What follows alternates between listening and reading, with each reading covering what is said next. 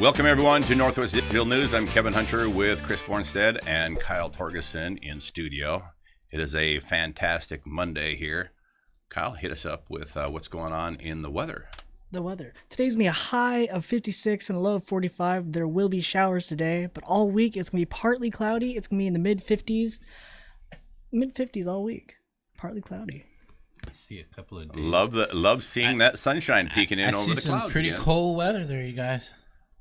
Cool weather. I see a night of 33 degrees, almost freezing. Almost freezing, not quite. Yeah, depends upon what altitude you're at, I guess. But you know what? Hey, it's not 30 below zero. That sounds pretty awesome. Well, November 5th, which is today. What's tomorrow, you guys? Oh, Tuesday, Kevin. Tuesday, yes. It's election day. So there's, for anybody who hasn't got your ballots turned in or filled out, myself included, I always do it on the last day, all the time. I usually do, but this year I just wanted to be done with it, so I turned mine in like 2 weeks ago and washed my hands of this election. Well, you know what's kind of interesting, though, is some people, some politicians go and do like really stupid things in the last week of the election. That happens. And that's why I usually I have more than once gone into the election day and said, you know what, nah, not putting that person on my ballot. So that has happened before. So I'm one of those vote on the last day kind of people. Anyway, we got some great stories coming up in our show today. So much content, in fact, that some has already been deferred to our Wednesday show because it's not super time sensitive. But so we're going to share it on Wednesday. But today, I wanted to be able to share with you guys a interview that we had last Friday. Kyle, Chris, and I were over at LCC, local community college, and a couple of people showed up there who have been in the national news. Joey Gibson and a gentleman by the name of Tiny. Now, he'll share his full name with you on the air. I'm not even going to attempt it. I couldn't keep up after the fourth name, so yeah, he'll share his full. But here's the thing: these guys have been vilified in the news for being violent, for being hate groups, for being all these different things. And so we wanted to give an opportunity for them to kind of explain who they are, what the Patriot Prayer Group was all about. And we were there for the event, so we saw what actually happened there for the event as well. So we'll give some feedback on this when we're all said and done. But instead of us telling you who we think Joey Gibson is and who the Patriot Prayer Group is, why don't we let Joey Gibson tell you himself? So let's roll the video, Kyle. All right, so share a little bit of your story, Joey, how you started Patriot Prayer, chose the name of the organization, that sort of thing. Yeah, Patriot Prayer started because I was sitting at home, like most Americans, watching the election, and I saw people leaving a Trump rally in San Jose getting beat up by the police, or not by the police, getting beat up by citizens in front of the police, and there was no outrage about it, not what I expected there to be, and so that moved me so much emotionally. I was angry, I was sad, I was upset, and I realized that for the first time in my life I took responsibility for where our country has gone because I haven't done anything to have any impact on this country. Just stayed at home, like most people. So I just basically started carrying flags by myself. I must have gone flag holding maybe 30, 40 times before the first person even joined me. Then it was 3 people, then 4 people, then we'd have like 20 people, then 30 people out holding flags during the election. And one thing I noticed is when we carried Trump flags, there was so much hatred spewed towards us. People who didn't even know us, they would flip us off, they would yell at us, they would cuss at us, like just pure hatred. And so that's when I decided, I want to challenge this hatred. And so I decided to throw my first rally. And that was like with maybe 50 people. And then I just kept hitting some of these bigger cities like Berkeley, where the police were standing down, and just challenge it, put pressure on the mayor, put pressure on the city council to allow the police to enforce the Constitution or to protect the Constitution. So that's how it started, and it just kind of kept going from there. What response do you have to a lot of the accusations either made in mainstream media, social media, things like that, and they're talking about Patriot Prayer as being this hate group and violent and all that sort of thing? So in terms of the speech, you know, a lot of people say I have hate speech, and I've said this a million times, and I'll keep saying this because we want people to understand this. We have a $2,000 bounty. If any of you guys here watching this, you know, if you're like really need some money, go and search all my speeches, find some hate speech. It's got to be out there because apparently I'm some hateful guy. It's got to be out there. If you find one line of hate speech on video, we'll get you $2,000. We've had that out for 2 years now, and no one's even brought anything to me. Not even like anything that can be questionably hateful. In terms of the violence, I believe in peace. I believe in nonviolent resistance. Obviously, we do go into the areas where the police stand down, so violence will break out, and we do defend ourselves 100%. I will tell you this: every single time there's violence on the streets, though, I go home thinking like this is not good. It's not okay. We need to rethink what we're doing and stuff. But the one thing that people want me to do is they just want me to stand down, and I'm not going to do that. I'm going to solve the problem. I'm going to make sure that Portland will protect the First Amendment. Do you feel a little disheartened by the amount of resistance to really the exchange of ideas? I grew up in a family and in a community of people who believed that we could have differences of opinion and get along and still go have a cup of coffee or a beer afterwards. Do you feel disheartened by that? Yeah, definitely. I think that there's an attempt to divide us 100%. There's so many people who think that I'm the enemy, and I'm not. I've met so many Bernie supporters, I've met socialists, I've met even communists, anarchists. I've met so many people who really, they have a good heart, and there's a lot of ideas, there's a lot of things that we can agree upon. I think right now we have this belief that if you voted for Trump, oh, I can't talk to you, or if you voted for Hillary, I can't talk to you. And so, yeah, it does suck, because the one thing I love more than anything is I love sitting down with someone who is supposed to be my enemy, and we have a good time, we laugh, we talk, and at the end of the day, we just disagree. Like, it's okay to disagree, guys. I'm telling you, I do it all the time. So, yeah, it does suck, and I think it's done on purpose, because when people can come together and talk and have conversations, it's, in a way, it's unity, even if we disagree. It's unity, finding common ground. When you find common ground, then you guys can fight together on that specific issue, and then you guys can, you know, disagree on other things. But right now, yeah, there's that thing where like you have to agree 100% on everything, and that's why people conform to society right now. They conform to, this is what Democrats believe. They conform to, this is what Republicans believe, instead of just being an independent free thinker. So I think that would help our country a lot if we just be free thinkers. I notice when people show up where you're at, and sometimes you target some of these people where you might look at them and say, this is somebody who disagrees with me. You actually go out of your way to go talk to them. Yeah. Why do you do that? Why do I do that? Yeah. Because that's what needs to be done. That's the people I need to connect with. I don't need to be connecting with people who agree with me most of the time. You know, otherwise they're just preaching to the choir. And so I think that the thing that I love is I love getting people to support me who are on the left. I love it. It's not because I want more supporters, because it just is an example of us coming together and coming together for free speech, or coming together for the Second Amendment or whatever. But yeah, absolutely. There are a lot of people who've been brainwashed into thinking that I'm the enemy, or conservatives are the enemy, or libertarians are the enemy, and that's not true at all. I believe most people, if we focus on freedom, can agree on that. And so that's when I go to talk to people, it's like freedom, freedom, freedom, like focus on this. Most people in the right mind, unless you're some communist or something, can agree with that. To your point of talking to people that you need to be talking to, you have somebody here by the name of Tiny, who was in the other camp at one time. He's now a great supporter of yours. Talk about that.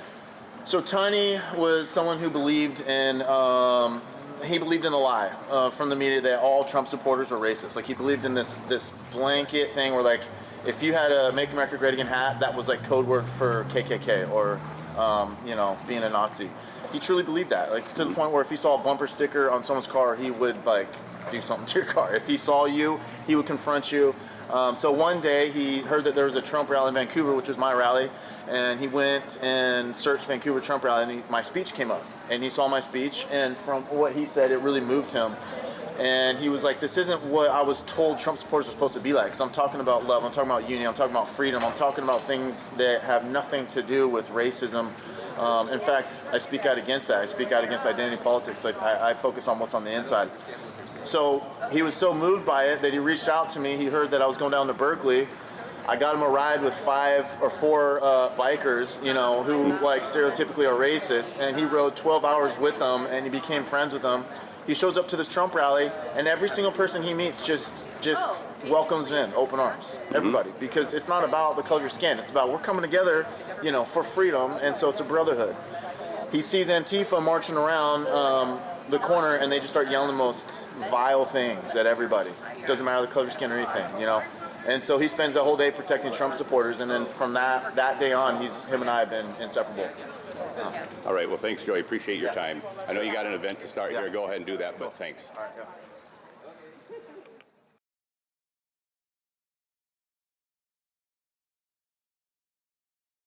With Joey Gibson from Patriot Prayer.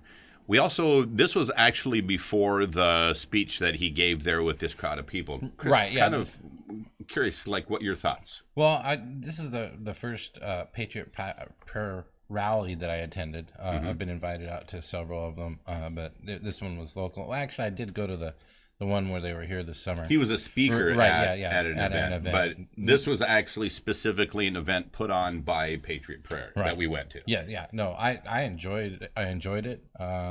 There's a couple of people that were disruptive to the point where it was just silly.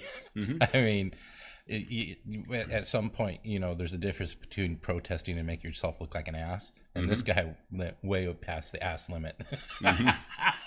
So, but I thought it was a great protest. It was peaceful. It was it was difficult for Joey to really get going in his speech because this guy was heckling him so bad and shutting down his free speech, but it was a good rally. I thought that there was a lot of people there. The people that were there for the rally showed great restraint, and they engaged this wacko guy that was in the middle of this group. And there was there was a couple of times where it looked like they might get into a scrap, because the guy was just, he was there to, I went home and I thought about his behavior. And after analyzing it, I believe that he was trying to get somebody he was trying to provoke. Yeah, it was quite obvious. He was trying bumping to into people, right. And he didn't do that to me. Yeah, no, but he didn't do it to me either. Yeah, no. But I was sitting there. I was watching him deliberately run into people, sticking his chest out and right. bumping into them from behind, and then saying, "Hey, don't assault me." So he was initiating the physical contact. Yeah, there was, and then he's yelling at the person whom he just ran into, claiming they were the ones. And rightfully so. Many of the people that were there to hear Joey were circled around him, and what he was trying to do is break through that circle so he could stand right in front of his face. Yeah, he kept trying to hold up his sign. Yeah, and, and so the people that wanted to hear what Joey had to share were essentially saying, and Joey actually moved several times himself to just go away from this guy, and the people wanted to hear what he had to say, left and went to this other spot as well. Well, let's talk about how the rally opened up. Right before the rally, right after your interview with him, and we both broadcast that out. He walked right over across the courtyard and went over and engaged and started talking with that guy. Yeah. And they were having good conversation up until the rally started, at which point the guy that caused all the problems, who was conversing with Joey, and they were doing it just great. As soon as the rally started yelling, "Oh, I don't want anything to do with him. I don't want to talk to him at all." When he just got done spending 15 minutes there talking to him and talking about their points to everybody. So, it was just, it took me, he was really frustrated me during the thing, and I made a few comments to him too because of just how ridiculous he's being. But like I said, when I went home and I thought about it, more, he was trying to provoke people into hitting him. And that's exactly what he was doing. That's what he was hoping for. And then he accused everybody of having weapons. So I asked Joey to lift up his shirt, and Joey had no weapons on him whatsoever. But the guy who was yelling here's at the everybody, irony. The guy who was telling it, well, what are you afraid of that you carry a gun? Or what are you afraid of that you do this? And he turns out to be the only guy in the whole crowd who's wearing a weapon. I don't know how somebody discovered that he's carrying a sheathed knife on his... He lifted up his jacket when he went to lift up his sign, and somebody saw the knife in his pocket and went, "He has a weapon." And so that backfired on him. Immediately on discovering that, when somebody else pointed that out in the crowd, this man carrying on him, I went immediately over to the police and just said, there's the only guy carrying a weapon in the crowd as that guy standing with the sign, and who was deliberately trying to provoke other people into. I really like the comments we're getting here this morning, too, from people talking about their experiences with Joey as well. We've had a couple comments. Jessica says, Joey and all with the Patriot prayer are so gracious, and Joey was so sweet to my 12-year-old when he came to the Tri-Cities, helped with the ARC, whatever that is. But, you know. All right, so we have another chunk of this interview that we want to share with you. So, Kyle, if you get this video up and previewed here. This is an interview that we did following the event with the gentleman known as Tiny. And I'm not going to steal any of his thunder. We gave him an opportunity to share his story and why he decided to join Patriot Prayer. Go ahead and roll it.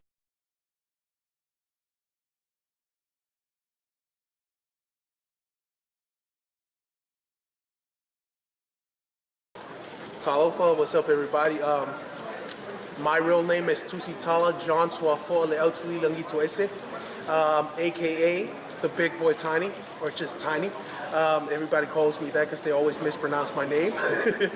But I'm from the beautiful island of American Samoa. I moved here in 2014. I'm 22 years old and standing up for our rights in America. So talk about how you discovered Joey Gibson and Patriot Prayer. There's a very interesting backstory to that. It's funny because a lot of people don't know this about me, but I used to be a hardcore anti-Trump, you know, anti-everything Trump stands for. I was that ignorant, you know. I hated Trump ever since the beginning, you know. And I used to go out, and if I see a Trump flag, I would get into a fight with those people, you know, because I start arguments with them. I was basically what, you know, all these mass ninjas was doing. I was doing the same thing. And because I really believe the whole media thing, you know, talking about Trump is a racist, this and that. Until one day I heard there was a Trump rally in Vancouver, Washington, where I live. And I'm like, oh, well, I'm going to go there. I'm going to go fight. I'm going to go shut down these racists. But the problem was that day was, it was a Sunday. And part of our culture is, if you don't go to church, you stay in the house until Sunday is over. So I couldn't go to that rally. And so I looked on Facebook and everything because I heard, you know, word from one of my friends, you know, Trump supporters got beat up. And I'm like, that's one of the things that feeds my anger towards Trump and my hate towards him. I looked it up. I'm like searching Facebook and everything. And I came across Joey Gibson's speech from that day. One thing that got my eye was the guy wasn't white. I thought they were all white. I thought they were all white supremacists. And he looked Samoan, and he was talking about unity and love. So it kind of got me confused. So I had this little voice, you know, or this little urge to go seek the truth. I contacted Joey Gibson. I lied to him, and I even confessed to him that I did lie to him, that I'm a Trump supporter. I want to see what's going on here. Because obviously they're not racist, because even in the crowd there was black people, there was Latino people there. So I contacted him. He was like, okay, thank you for contacting me. We need some people in Berkeley. There's something going on. He took me to Berkeley, California. I rode in a car with 3 white guys, 1 brown dude. I'm over here still thinking they're racist. Like, I still believe it a little bit. A 12-hour drive from Vancouver, Washington, all the way to California. Nothing happened. We stopped by in the middle of our trip. There was a Mexican old man with the tire that's flat. He's trying to change it himself. He can't even pop the bolts and everything. So I put it to the test. I'm like, I'm not gonna say anything. Let's see if these white guys are gonna do something. Not even 5 seconds, they looked over, they're like, hey, let's go help him out. You know, it changed my mind even more. I'm like, wow, white supremacists fucking, you know, helping out this Mexican guy. So we kept, after we helped him out and everything, we went to Berkeley. That's where the first time I ever saw Antifa. They march in there, I ask everybody. It's like, who is these guys? They're like, oh, they're the anti-fascists. They're here to shut down our rally and everything because they believe we're all Nazis, we're all white supremacists. So I just sat there and watched. Next thing you know, I got pissed off and I couldn't take it anymore. It was sad because I see myself in those people. It was what I was doing. They were attacking elderly people that would wear a MAGA hat. They didn't give a damn if you're a female, a transgender, if you're an elderly person. They will attack you as long as you have a different political view from them. You're a racist, you're a Nazi. So that was the full turn right there for me. And ever since that day, I start standing where I'm standing right now. And I really don't believe in this country it's a battle between left versus right, conservatives versus liberal, Democrat versus Republican. It's a battle between evil versus good, what's right versus what's wrong. And that's where I stand. I'm a constitutionalist. I stand on the side of the Constitution. I will back the Constitution every time. I'm a proud American, and I'm happy that I've awakened and run away from that plantation that I was at. So, yeah. So there was a time you thought you knew who Joey Gibson was. You got to know who Joey Gibson was. Share with people who Joey Gibson is. Joey Gibson has helped me a lot. This guy has really changed, some of the stuff that I've been walking around with me, because I'm a really, I really have a bad temper. When I joined the movement the first time, somebody says something wrong to me, I will beat you up right there. Somebody tries to step up to me, or try to attack somebody that I love, I will stand in front of them and attack them right away. So I bullied the bully. That was until Joey keeps on talking to me, feeding me, encouraging me to do this. This is right, this is wrong. It's way better to change people's heart by the words you speak than your fist. I start looking into it, so I start speaking at rallies and everything, and it really, I saw it.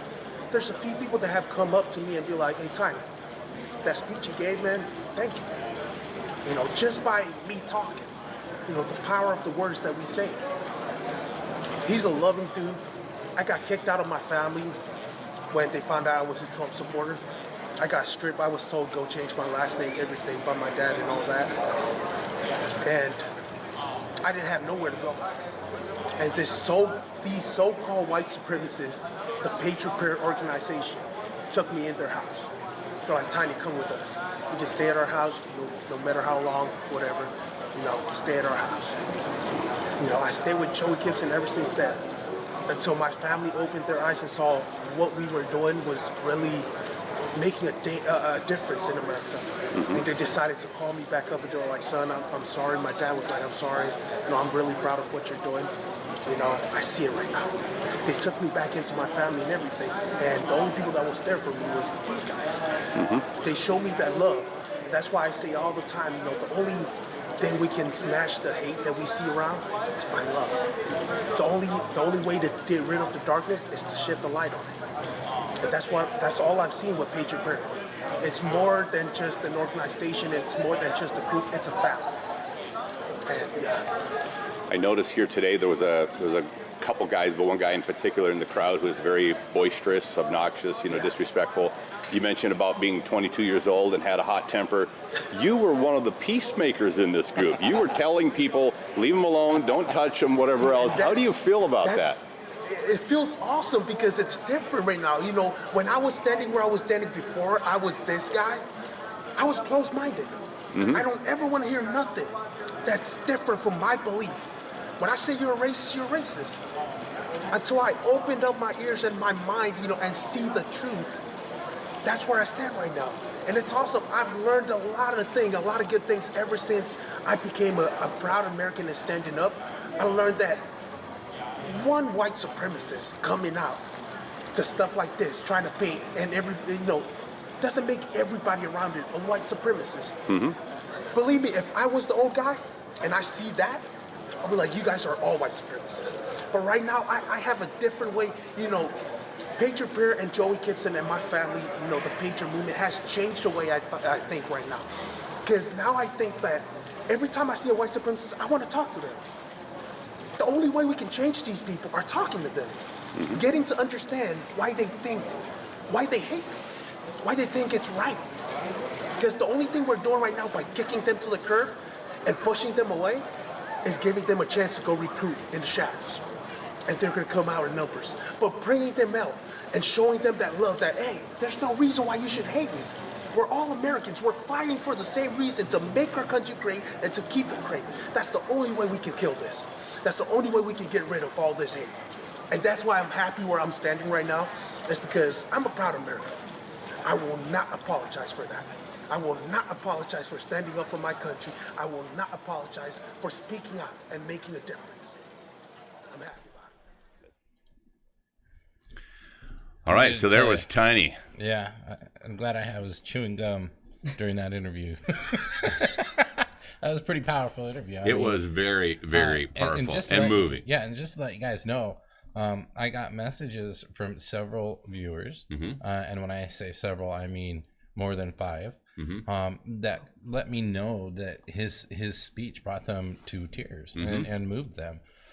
So that was pretty cool, and that is a great story. You know what? There's a couple things that I want to go back to that Tiny said here. He said, this isn't a situation of Democrat versus Republican. He said, this is a issue of the battle between good versus evil. And that's what people really need to understand in this country is that there are so many great people of great character. People like Joey Gibson and Tiny, who we just saw here on this. What negative thing could you say about Joey or Tiny after being there at their rally and seeing how these guys behaved and how they interacted with the people there? What negative things could you say about him? Me? That he doesn't come around enough. that he doesn't come around enough. Yeah, there you go. There you go, Joey and Tiny. You guys need to show up more often. I want to see you guys in Longview more. I want them to, it's okay. I appreciate what they're doing, letting people know it's okay to love your country, it's okay to love your fellow man, and it's okay to love your God. Yep, and absolutely. that is the whole foundation of our nation. The interesting thing is I want to say this for the benefit of LCC and the staff at LCC, and I'm going to make sure that I copy you guys on this so that you can see this for yourself. There were messages that were shared around the campus of LCC prior to this event that took place on Friday. And even the situation that was set up there on Friday when we arrived there, the entire outdoor gazebo, which in a rainy situation would be the perfect place to protect people from rain and have this rally that they did. And they roped the entire thing off with tape, and it said media staging area. And the PR person on the site explained to me that they had created this area under the pavilion for media people like us who brought cameras and other electronic equipment so that we could keep it dry. And I said, well, there's myself here and Chris and Kyle from Northwest Digital News.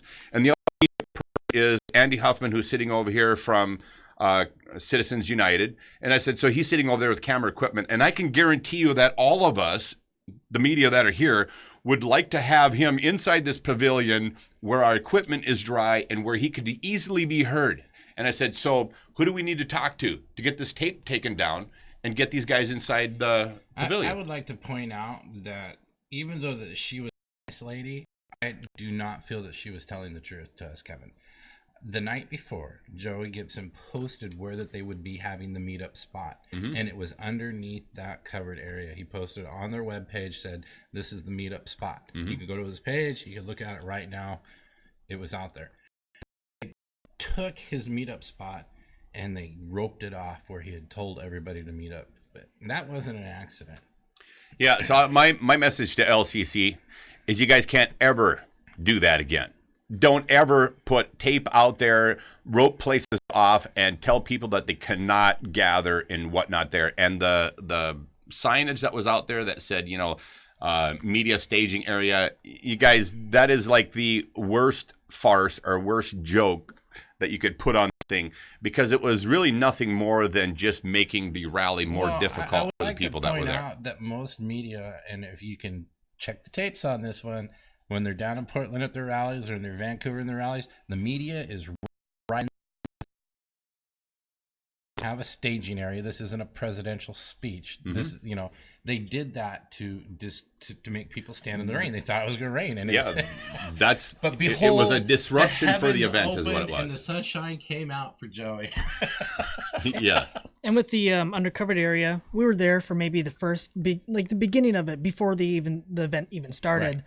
We used it just for those 2 interviews, and after that, we moved to the so we took all of our electronic equipment and our cameras and we moved out in the area where they could be rained on if it's raining, because LCC made the decision that this area should be roped off and not used by the demonstrators. And you know what, that whole place paid for by taxpayers, you cannot do this. I'll tell you what, we're going to be there raising some royal cane with your staff if you ever do that again. That's complete nonsense. It's complete nonsense. And I think that Chris Bailey and the administrative staff on LCC needs to get on this link here on this thread and issue a public apology to Patriot Prayer, to Joey and Tiny on the group, because it was nothing but a disruption. And if they didn't intend that, they need to get on here and say that, and then let them know that they will be welcomed with open arms for the next event they want to hold on LCC campus. Speaking of apologies, Kevin, the Socialist Democrats of Cowlitz County are the people that posted online that Joey was KKK and that he was going to bring KKK, Antifa, and all these hateful groups here with him, because that's what he is. And he was wrong. So I actually went online this weekend and I asked for an apology from them for what they did, and I still haven't heard anything. But the Socialist Democrats, that was the Democratic Socialist Party or whatever it's called, of Cowlitz County, they deserve our community an apology for what they did. And they likewise, you're right. They owe an apology as well, because that was deliberate misinformation. Their message that that circulated out had in part something to do with why LCC then issues to all of their students. And I know, because my wife is a staff member over there. They issued to all the people and saying it's voluntary. You will not be docked if you don't show up for class, that sort of thing. So given the potential violent nature of this event, we're giving you the opportunity to either come to school or not come to school. Yeah, they absolutely help fuel the fear. Yeah. By doing that. This is a peaceful group. And everybody knows that it's a peaceful group, except for the people that have hate in their hearts. Because you can see the videos and their rallies. They're peaceful until they are attacked. I think the guy that showed up there with the sign, and his name is listed in the paper, so maybe we could find that and share that with people. But the guy that showed up there, he was very clearly hoping that some kind. He was very clearly hoping that some kind of violence of some sort would happen. And you know what his response? One of his responses may have included. I'm not saying would have included, but may have included. I don't know any other reason why you strap a knife on your belt and go to a event. Kevin, this is the same guy that was at the rally right after Trump won, the one where I went, and I actually did live stream the rally. And he was standing out there with a sign demanding separation of church and state. And this is the guy I have on video asking him about the Johnson Amendment and him being clueless to what it is. I said, well, it's on your sign and it's already enacted. He's like, well, what's the Johnson Amendment? That's the separation of church and state, my friend. I mean, he's out there protesting with a sign in his hand and didn't even know what he was talking about. That is on video and is posted on the internet here locally. I just want to read a comment here from Ajami Trottier, and sorry if I didn't pronounce your name correctly. She says, or he says, this individual says, I've been following Patriot Prayer since they started. Haven't been able to attend any of the rallies because I'm battling cancer, but I fully support them all. Well, thanks for that comment. Yeah. And you have every reason in the world to support these people. In my opinion, Joey Gibson and Tiny represent the good fabric, the best of what you can find in America. That's what they represent. And the fact that they were as kind and generous in their spirit, even towards the individual in particular that was very disruptive and boisterous. In fact, the funny part to me even was when this guy's obviously spewing this at Joey, but he says, we have to stop hate. And Joey's like, totally agree with you. And then he talked about intolerance and all these, and everything he said, Joey totally agreed with. And members in the audience started telling him, sir, you're the only one here spewing hatred today. You're the only one here showing intolerance today. You're the only one here infringing on all these things that you claim that you believe in. You're the one here today doing it. Kind of ties into a statement my grandpa used to say. He says, the person hollering the loudest about the problem is usually the one with it. Well, this guy fit that to the bill. This guy's name is Eric Hegsted, John Eric Hegsted of Longview. And I'm going to go ahead and read his statement on there just to, he talks about agreeing upon reality. Mm-hmm. And I agree with him, man. We need to get him some reality because this is his statement. And it says, hate has no home here. And I'm afraid of Nazis taking over my country, he shouted. whenever I hear lies and propaganda, I want to stand up to the truth. Stand up the truth, or whatever he. Hexted said after the rally ended, "We can't move forward as a society until we agree upon reality," which Totally is something agree. that he is Totally not agree. living in. Because, and I Totally even agree. engaged with him after the rally and asked him to stop using the word Nazi because I didn't see any Nazis.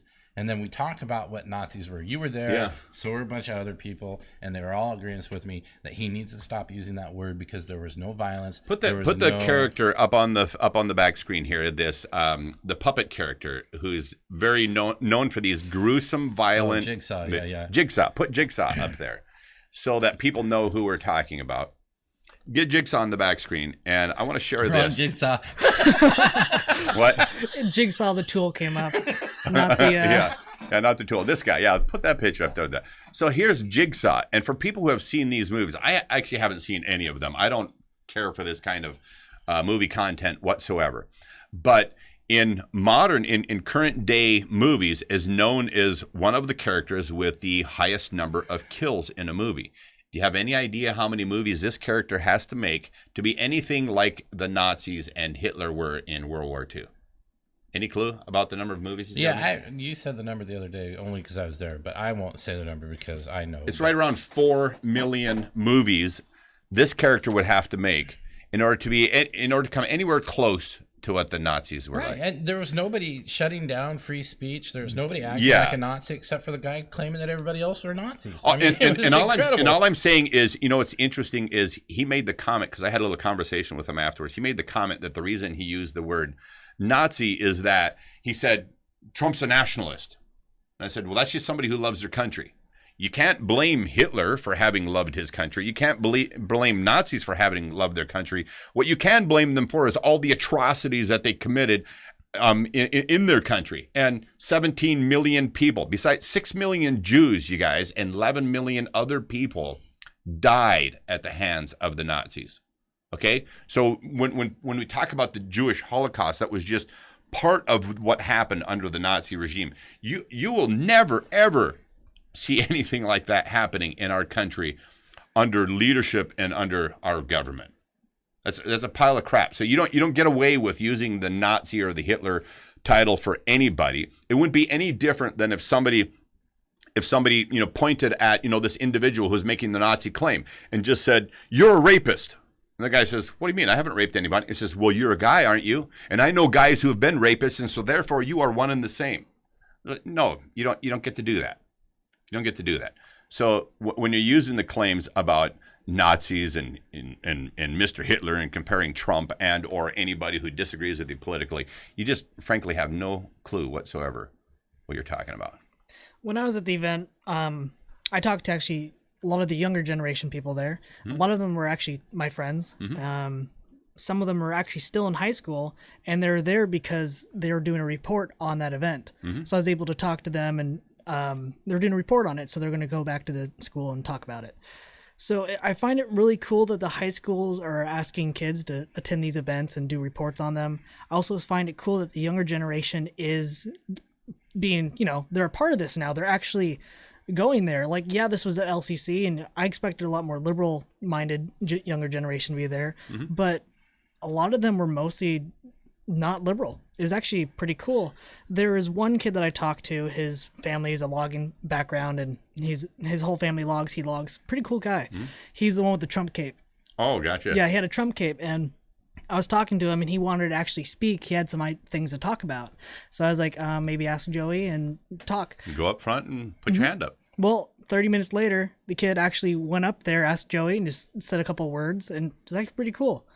I find it cool that at the rally, people had the opportunity to be like, "Hey, can I talk?" And Joey's like, "Yeah, go right ahead." I find that so cool that you can actually share ideas openly.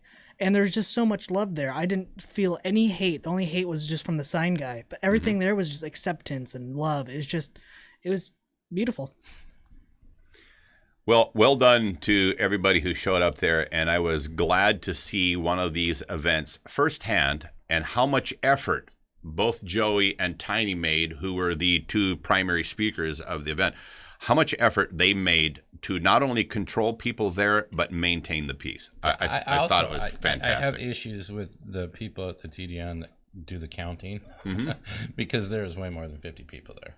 Yes, there was. And that's the number that they reported in the newspaper. It was 50 people. There was more to like 70 to 100 people there. That there were people that were standing off on the sides of buildings listening. There were people that were, there were people all over that campus. Even Megan Ritchie showed up. So clearly, that's the second Patriot prayer rally that Megan Ritchie's made an appearance at. So they must not be too scary. Yeah. Yeah, I would agree with that wholeheartedly. All right, so we have some other stories here in the show that we wanted to share today. What do you got, Kyle? You had a couple other topics in there. One of them actually impacts a store that's in our own town. Lowe's is closing down a bunch of stores around the country. And why is that, Kyle? Lowe's is going lower. Now, Lowe's and Home Depot, they're practically the same, right? Not really the same, but they offer practically the... I visit both stores and for different reasons. They're rivals. Let's say with that. Last year, Home Depot brought in a total of $100 billion, while Lowe's got $70 billion. Now, Home Depot is actually growing faster than Lowe's, so Lowe's is not doing so hot. So they hired someone, and when I mean someone, they hired a person that was once the CEO of Home Depot. Bring this article up on the... That was once the CEO of Home Depot and JCPenney's for decades. And so that person said to close certain stores, and that's 20 of them in the United States and 31 of them in Canada, and to offer higher end materials, so better products, and also more discounts to people. So they're closing stores that are within 10 miles of other stores, which kind of makes sense, right? Because why would you put two stores close together? So they're basically closing a bunch of stores to make the stores that are doing really good better. So Lowe's might be picking up. That's the strategy anyhow. We'll see if that pays off. There's a lot of people in various areas that would hope, well, I hope our Lowe's isn't going to be shut down. I don't anticipate the Lowe's in our immediate Well, I can actually tell you. I can actually tell you which ones are being closed as a... Has anybody blamed Donald Trump yet? I guarantee that's already happened. No, if it hasn't, I wanted to be the first. I just wanted Go ahead, to be it's Chris, Donald Trump's fault. I don't really mean that. So the stores are closing are Alabama, California. So I'll let you guys see that. Connecticut, Illinois, Illinois, Indiana, Illinois, Louisiana, Massachusetts, Michigan, Minnesota, Missouri, New York, Pennsylvania, and Texas. So those are the stores that are closing. I'll let that scroll back up so you can see. So yeah, so none of them, those are the ones in United States, of course. So I don't have the ones in Canada, but you probably look it up. All right, so that's what's happening with Lowe's. Now, we also have Iran is back in the news. Iran vows to break the U.S. sanctions. Now, this is in response to some actions that President Trump has taken here recently. And they don't particularly appreciate what they call the psychological warfare that Trump is imposing with these penalties. You guys, your thoughts? Sorry, I was reading some comments right there. Your thoughts on the Iran sanctions issue? Well, there's nothing that Iran can really do. All they're really trying to do is just like look tough and be like, we don't need you. We have our military. Let's do some exercises. Ooh.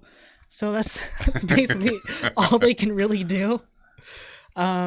Basically, just the rundown of this. Donald Trump last night or the day before put more sanctions on them for oil. But basically in 2015, Obama lifted sanctions off of them with the nuclear deal. But from the 2015 on, their economy didn't grow. It stagnated. Now Donald Trump was like, you know what? Let's put sanctions back on them. We're not getting the better deal. So he put sanctions back on them. Iran saying this is psychological warfare. This is unfair. It's going to hurt a bunch of people. So You know what's funny about that? I have to interrupt you right there because you use the word fair and Iran in the same sentence. Does somebody want to come up with anything that puts Iran and fair into the same sentence? I mean, since when? Where's a great example of Iran being fair about something and fairness being the most important thing to them in anything? So, in response to that deal, Iran is now getting their military and doing military exercises, and they want to resist, and that's basically what's going on. They're not quite happy with what's going on. Mm-hmm. First of all, I walked. I don't run. As far as psychological warfare, bring it on, man. I mean, because we'll do circles around them. Personally, I wish we'd just leave everybody in that region alone and bring everybody home. But, that's just wishful thinking. A lot of people think that, and I don't blame you in the least bit for Kevin, let's get our people out of there. I mean, let's look at it. I mean, what are we up against? We're up against people that are defending their homeland and their religious beliefs. Mm-hmm. Okay, I don't want to mess with that. You know, it's interesting, Chris, to that point. Guys who are deployed into Iraq, into Iran, in Kuwait, that I have visited with that were in the same units that I was in, because they kind of pick and choose. And during the time that guys in my units were being deployed, I was running the recruit sustainment program. They weren't going to send me anywhere. But I got a chance to visit with some of them when they came back, and some of the feedback was pretty eye-opening. Here's a conversation they had with one of the people. I don't remember if this guy was a prisoner of war they took, or just somebody they were visiting with on the street. I think it was the latter, just guy they're visiting with on the street. And they were asking him what he does for a living. He's like, I fight. And he goes, well, I know you're fighting as part of the resistance and that sort of thing, but what do you actually do for work? And he goes, well, I fight. And they're like, how do you earn bread and butter for your family? He goes, I fight. And they're like, so you fight for a living? He goes, yes. So you are an individual who goes around shooting, committing acts of so-called, and whether they use these words or not, but acts of terrorism on other people in the community, but you're fighting for, resistance, whatever that may be, and your job is to fight. And he says, yes, and that's the job that many of us have. Could you imagine if there were hired, paid mercenaries, you could find them on any street corner here in America, and their job is to fight. Yeah, and they're carrying an AK-47 or Kevin, whatever they have. We call them contractors here in our country. Contractors. No, but could you imagine? No, I'm serious. How do we possibly relate to somebody like that? And you're going to say, okay, now we're going to bring peace, and we're going to bring this, and we're going to bring this American way of life. And we don't want that. Do we want? It doesn't matter. Just pick any country. And do we want any other country to come into our country and say, okay, this is now what we want you guys to do, and here's how we want you to live, and here's how we want you to worship, or here's how we want you to... We have those people already. That. We call them Democrats. There you go, Chris. So I just want to bring something up about this whole Iran deal. It's actually a quote, and I just want to make a question about it. This is from the Rouhani. Rouhani.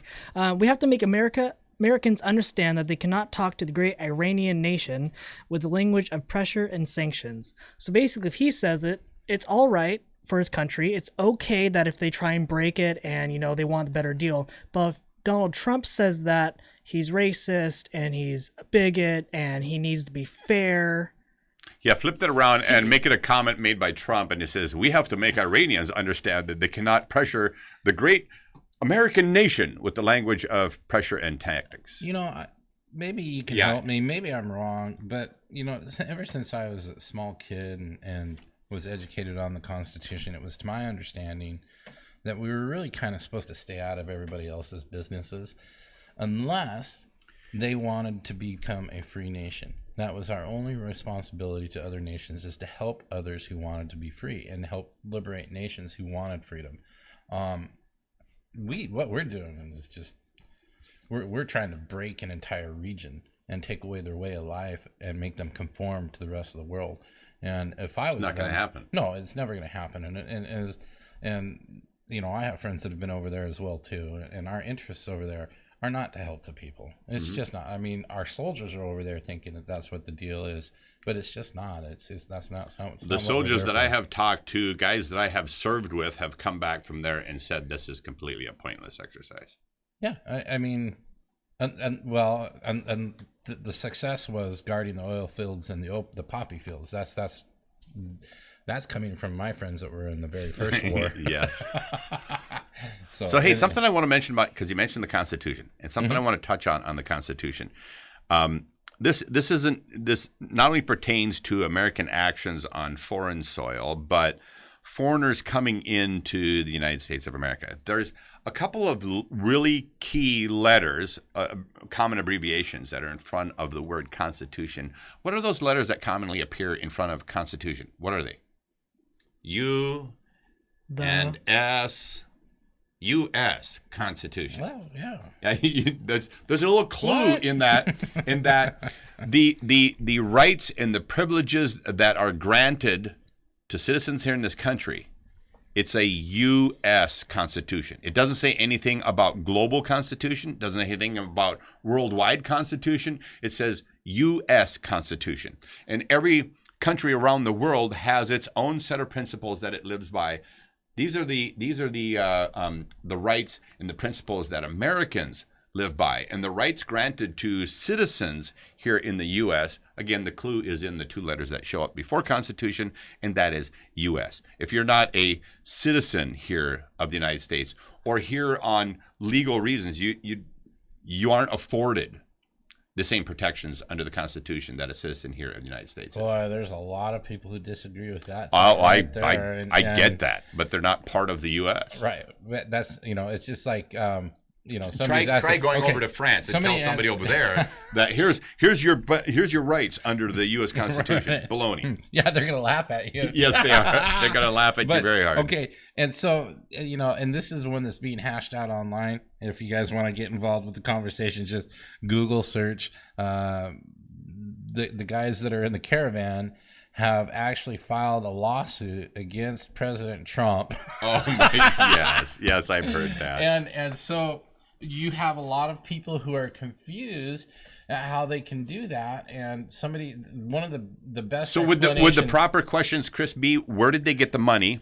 How did they even know about the legal system? Where did they be coached? They filed. Now, this is what I'm getting from comments online. They filed through the UN. So we know where they're getting the help from. I read a quote. Basically, there's a guy that he just graduated college and he got a degree in computer science and he can fix computers and do all that. He's in the caravan because he's not getting any work in this country. It's kind of hard as well to get work here with that type of degree as well. Mm-hmm. So I mean, it's basically the same. You're not going to be like getting this country and boom, instant job. You also have to work here. Kyle, that's I don't know if you realize this, but when you come into this country as a refugee, you have all kinds of things that are given to you and handed to you, and you have special teams of people that work for you to find. They will find you, an immigrant, a job faster. Oh yeah, I was going to denounce my citizenship and move to Mexico. Right. And no, I'm just saying that the programs are in place where they'll have places for these people to live. They'll find jobs for them, and that will take away from other Americans that might be looking for the same thing. And that's a big argument to people out there on the immigration. I want to make something crystal clear. I am not, even in the slightest bit, I am not anti-immigration. I think that there has to be and always will need to be opportunities for people to come in this country. Do it through all the proper channels and come legally. And I've actually personally assisted people in coming into this country by helping make the proper connections for them. And that's where the disconnect, Kevin, is that we want legal immigration. We are even the people that are on the Republican side that are yelling about immigration. The Democrats and the left are misrepresenting what we want. Mm-hmm. We still want immigration. We're the greatest nation in the world. We have a large experiment that's going on here. Every citizen from every nation is represented in our country, and that makes us great. That's what makes us great. But we have to have rules, just like every other nation out there. Kind of like you have locks on the doors of your house. You know, we are the only nation that just allows people to come pouring across our borders. Every other nation in the land has checkpoints, borders, security. You have to have passports, all of that stuff before you. Some countries even a clean criminal record before you can even enter their country.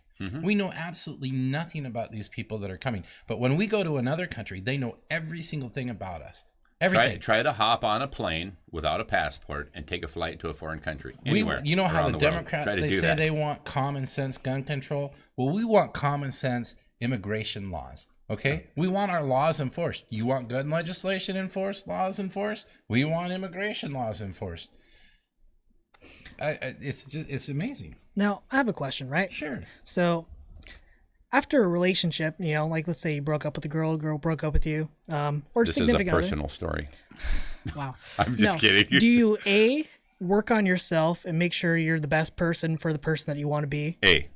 Or B, just hop in right into a relationship and let anyone just come in? Kevin, I Kyle, think it's A. well, that was really obvious right now. Hold on, you know, from making personal observations out there, most people choose B. Yes. So don't. Yes. Now, right now, we're America's doing option B. We're letting everyone pour in, and anyone can come in, and that's great and all. But wouldn't you want to make America just booming, amazing, great? Everyone has a job. It's beautiful here. Everyone can be supported, and then we allow people to come in and enjoy it as well. Or do you just want everyone just to pour in and hope for the best? I think a reasonable level of accountability is always a good thing. We need to work on ourselves, and that's what we're doing right now. We just need a break, and the next thing you know, America will be top dog. America will be great, and we will. Well, we're going to talk about this on Wednesday, but interestingly enough, the Washington Post has put an article out, and you guys can research it in advance. We're going to have a conversation about it on Wednesday, but the title of this post is President Trump the most honest president of the modern era? No, here's why this is so freaking funny. It's because you see people posting on Facebook and social media and all these other things that, you know, he's documented as, you know, putting out like 8 lies a day, you know, since he was elected, or whatever time frame it is, but 8 lies a day. So think about this. Well, he's been in office now roughly 2 years, not quite 2, but close. And so let's just, you know, do some math and go, okay, he's like uttered 800 lies, you know, in the last, you know, since he was elected. Well, here's the interesting part is that Washington Post concedes all of that. And they're actually not a pro-GOP or pro-Trump document at all. They have disparaged him in 100 different ways. But they give him all of that. And part of what they're talking about is they say, you know, you have to remember Trump is a New Yorker. And New Yorkers are like Texans. And everything they do is bigger, better, faster, shinier, more amazing than anything anybody else ever does. I've got some friends in New York. I have a little clue about that. And everything they do is just amazing and mind-blowing and everything else. So here's the thing. You know, when somebody says that he's a liar, so I was giving Kyle an example earlier, and if I said, you know, I just brought the most amazing coffee in the world to my friends at this little meeting that we have together, and Kyle goes, that's just a lie. Now, let's stop for a moment. What's the lie? Because Kevin brought all the coffee to the meeting. About 70% of the people in the meeting did say and comment that, man, this is very good coffee. Other people preferred other coffees and that sort of thing. But was it the most amazing coffee ever? Well, that's a thing to be determined. Oh yeah, it's an exaggeration. But the point is, it's not a lie. I did bring coffee to the event, and most people did really like the coffee, and they would call that a lie. The smartest thing the Democrats could do is hire me to interpret Trump's speech. Yes. Because they don't understand it, and it's way out of their realm of thinking. Now, I found a video that was posted online, and I'm hoping Kyle can play this as our outro video. That shows just who our president is and what kind of a guy he is. Mm-hmm. It's funny. I put it on my personal page, and you should see the comments on my personal page. They're like, "Oh, he only went back because everybody in the room is white." Well, how do you know everybody in the room is white? You don't see anything. You don't get to see him, number one. And then number two, oh, he only went back because there's a camera. Okay, now it's this not is a media camera; it's a cell phone camera from citizens who are excited. Oh, I to just see want our this president. is real news. So go ahead and roll this, Kyle, because we're just about. I got to pop out of here in just a few But minutes. this so. is not being shown by the mainstream media, and the reason why is because it humanitizes our president. This is who he is. He loves the American people. He loves us all. Keep in mind, you guys, he doesn't have to come over here. First Lady doesn't have to come over here. I know what video you're referring to because I did see it as well. It's great. So This check is it out. great. This is why America loves this man. also just one thing. When you're recording, Yeah, turn the phone sideways. Yeah, Thank you. There you I'm go. sure you're gonna Give us a landscape look.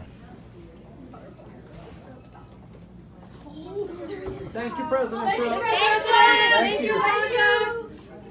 Keep it up. Thank you. Thank you for coming. Thank you all very much. No, thank you, sir. Great job. Thank you, Mr. President. We love you. Thank you. Thank you. Great looking group of people. Can I shake your hand, Thank you sir? so much. Thank you so much. Thank you. Thank you, President Trump. Thank you very Thank you so much. much. Thank you, darling. That's a great gesture. Thank you, First Lady. Thank you. I don't care what Thank it you. says. Love you. Thank you. I don't want to know. This guy just got up and look. Thank you so much. Thank you very much. Thank you. Just got Thank out of you the all. operating room, right? A couple hours ago. See, if Trump shakes your hand, there's no problem. Anyway, thank you all very much. Thank you for coming. Thank you, darling. Good job. Thank you. Thank you. I love you, Ivanka. Nobody ever heard of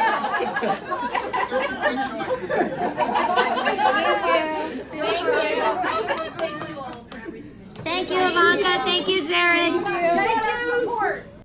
So there was Jared and Ivanka standing there in the hallway too. So yeah, President Trump and First Lady goes by, and there's the staff people in the hospital yelling, "Hey, thank you, Mr. President." I can't believe how many people are on my personal Facebook page hating on President Trump for doing that. How do you not see that as a positive? The President of the United States stopped what he was doing, turned around, and went back to thank the workers in this hospital. And that's the move of a scumbag. He's a scumbag racist. This is what the people are posting on my page for him. The poor guy. I mean, the media, and then you don't see the media playing this video. They would never, ever show this. And you know what? Something else I noticed, you guys, and I challenge everybody to do this. Go out and start looking at the pictures of Donald Trump that the left and the Democrats are putting out on him. I think you'll notice that if you look at this video that was taken last week, most of the pictures they use of Donald Trump are when he's a little bit heavier. Mm-hmm. And I absolutely believe that they're photoshopping his photos to make him look heavier. Go back and look at this video. He's a slender man. He's 6'2" or 6'3". Okay, he's not a fat man, and they call him a pig all the time. They're doing that to him. They're using something to make him look bigger. Look at the pictures. Go look. It's amazing. You look at this video here. He, even with a bulletproof vest on, he's a slender man. All right, as Kyle would say, that is it here on Northwest Digital News. Thanks to everybody on Twitch TV, on Patreon, on YouTube, on Facebook pages for joining us today. Fantastic interview we had at the top of the hour with Joey Gibson and Tiny. Special thanks to both you guys. We are looking forward to having you back on the show here in the not distant future, and freedom of speech will always be exercised here. And you guys and your Patriot Prayer Group are welcome back here at Northwest Digital And Danny News. Love Mayer, to have you. I agree with you. one thing that I did miss out on at the rally, I didn't shake Tiny and Joey's hand, and that makes me really Well, sad. maybe we can get them both to come back on the show to talk about their election results. You know what's interesting is I had a little bit of conversation with both these guys offline, and then did the interview with them, and jumped off, and then we got off camera, and I was just kind of chatting with them a little bit. And Tiny is a guy with a lot of love and affection and caring for other people in his heart. There's no question whatsoever of that. And we just had a chance to kind of, like I said, interact, chat about things in life. You know, wish him well, and the next thing that is going on, he comes up and he shakes my hand, and not only does he shake my hand, but he gives me a big hug, and he says, "I love you, brother." And I mean, so that is who Tiny is as an individual. And great guy. You know what? I love this moment. People, they're all pretty much like that. Just very loving, big, huge hearts, man. Just huge, and just awesome people. But you don't want to mess with them. All right, that's right. Attack them. You deal with the consequences. Do that at your own risk. All right, Kevin Hunter, Chris Bornstead, and Kyle Torgerson here on Northwest Asia News. Thanks to everybody who joined us here on this broadcast. Till next time, take care.